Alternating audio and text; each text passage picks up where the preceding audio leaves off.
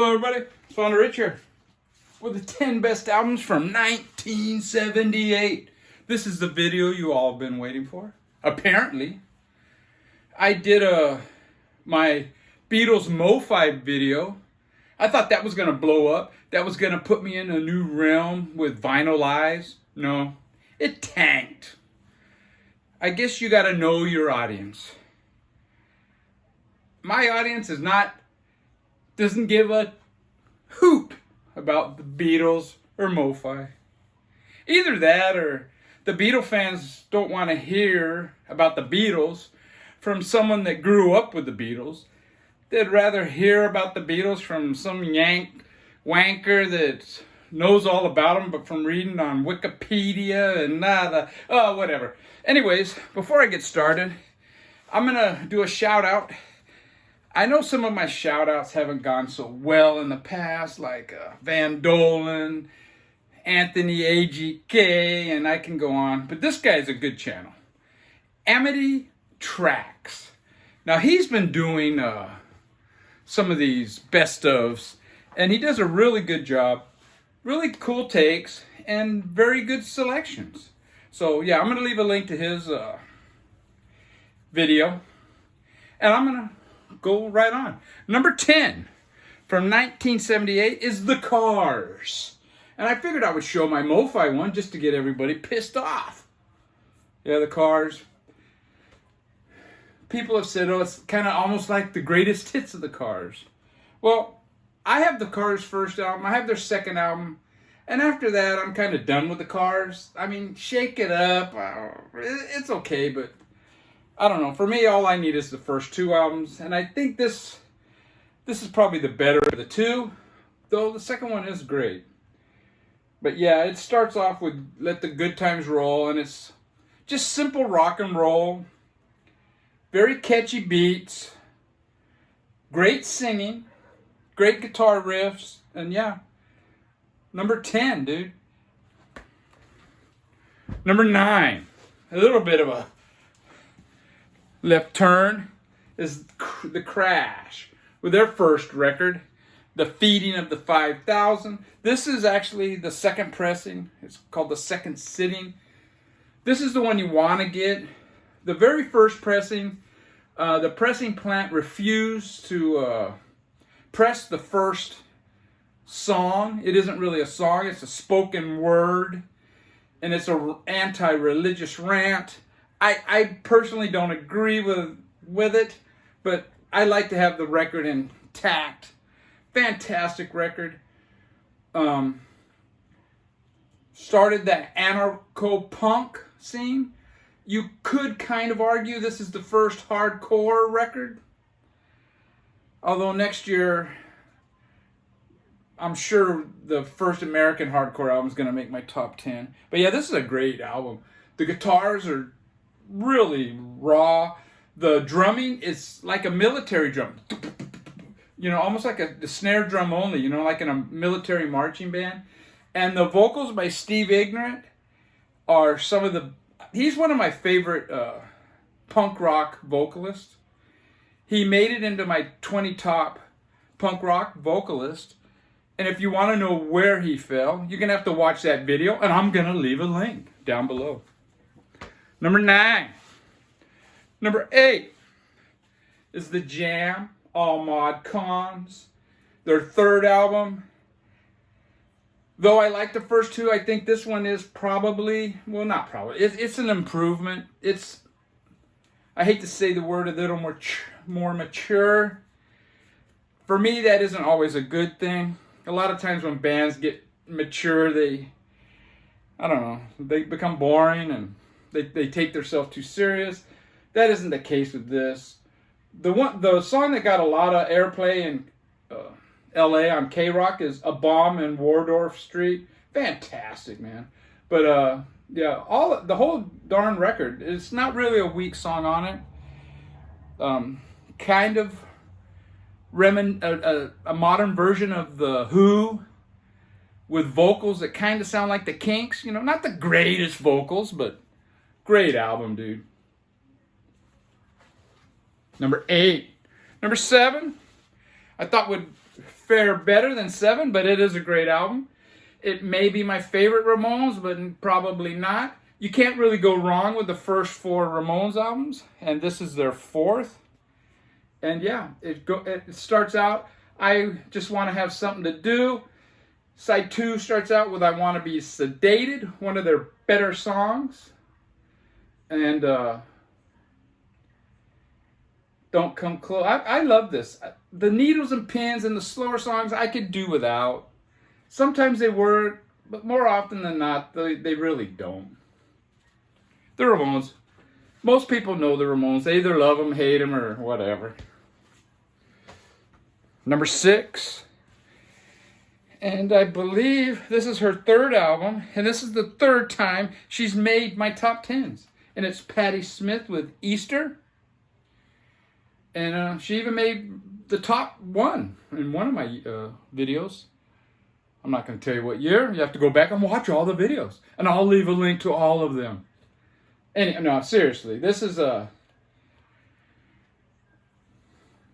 I've heard people say this is a more commercial. And I guess it is. It's a little more accessible than her other albums. But it really isn't all that commercial.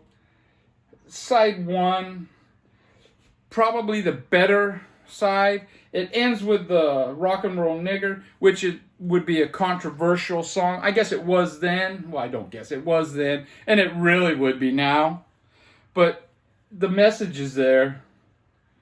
And yeah, it's a great album, dude. So we're already up to the top 5?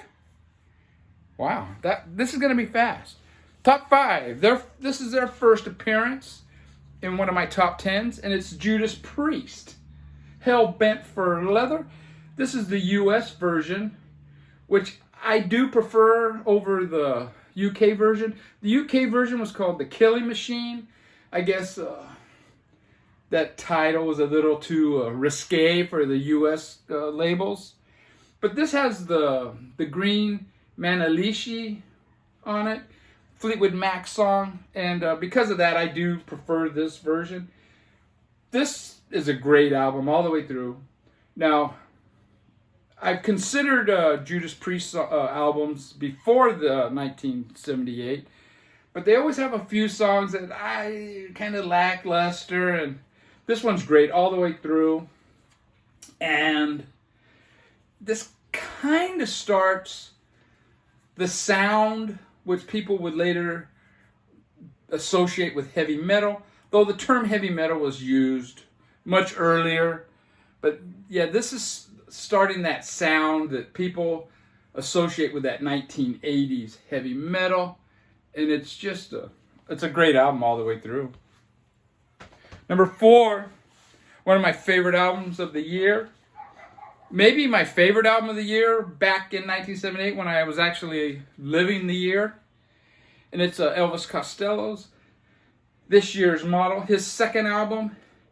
His 1st album with The Attractions. Earlier I said My Aim Is True was with The Attractions. It actually isn't.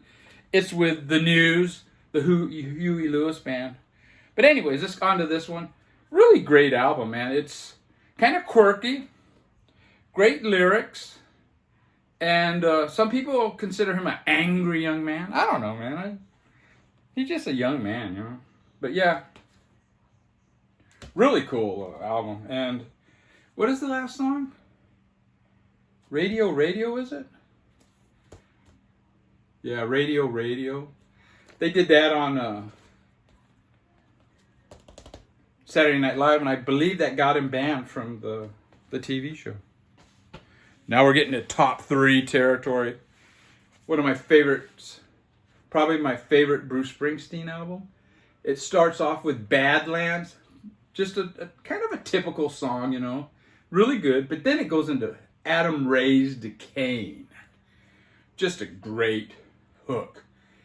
And like, I don't know, 3/4 into it, they do this rave up and you think the song's going to end, and then they go right back into it. Just a great song.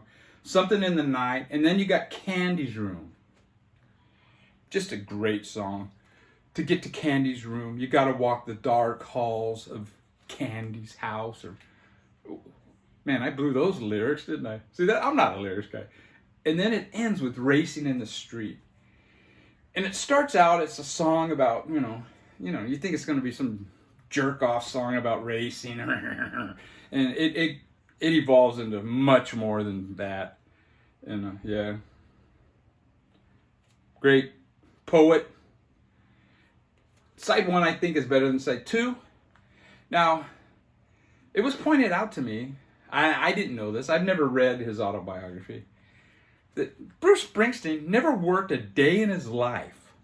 And it's so ironic. He's like the spokesman of the working man, the downtrodden. And he was a lazy-ass bum. What the heck? Number 2 could be number 1, and probably is number 1 in a lot of people's books. And it's AC/DC Power Age.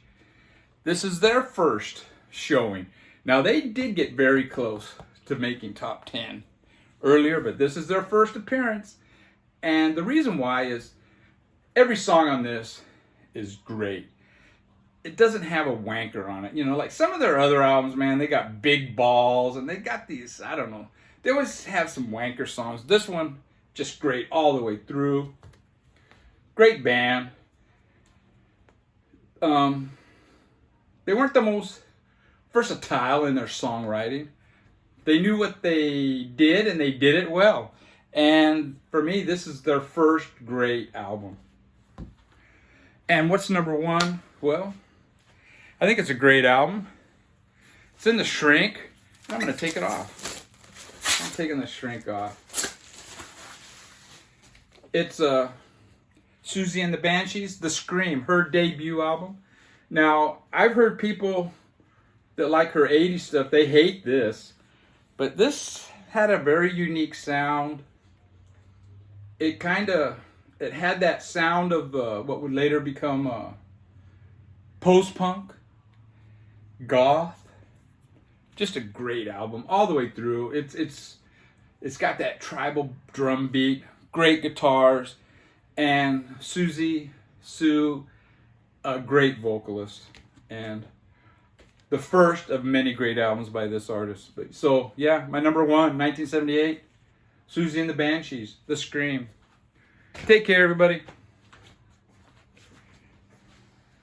Go Jets.